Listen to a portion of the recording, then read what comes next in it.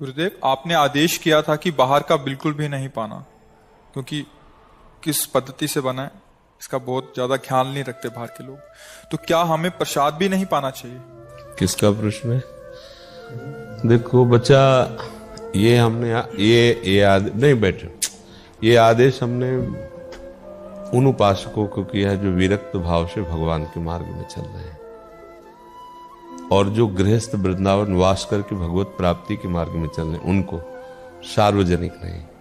अभी आप विद्यार्थी हो सकते हैं, कोई सर्विसमैन हो सकता है, और उसको तुरंत जाना है, भोजन नहीं मिला है तो 4 ब्रेड लेकर के अपना काम चलाएगा, उसके लिए नियम लागू नहीं। ये तो हम वृंदावन वासियों के लिए, जो वृंदावन धाम में अखंड वास करके भगवत प्राप्ति के लिए उद्देश्य से, उनको लिए 1 वर्ष का ना, ये तो हमारा बहाना है। हम तो आजीवन के लिए उनको तैयार कर रहे हैं।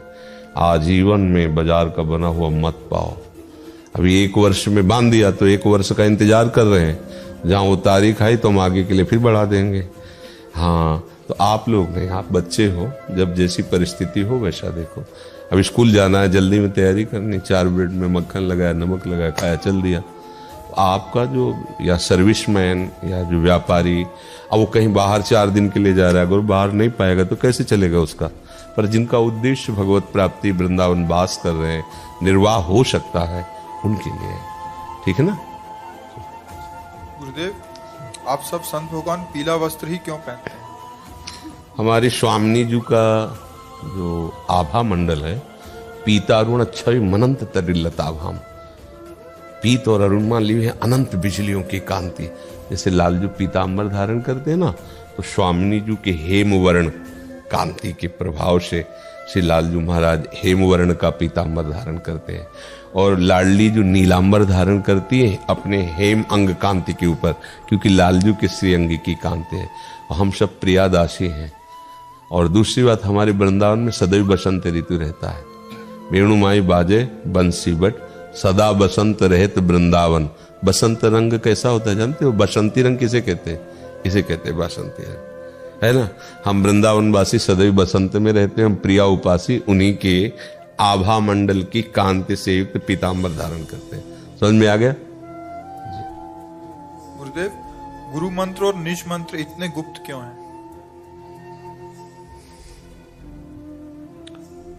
बैंक में आपके वो जो लॉकर होता है, बड़ी गुप्त रखी जाती है। एक चाबी बैंक में रहती है, एक उसके पास रहती है। क्यों? क्योंकि वो अपनी धरोहर है ना।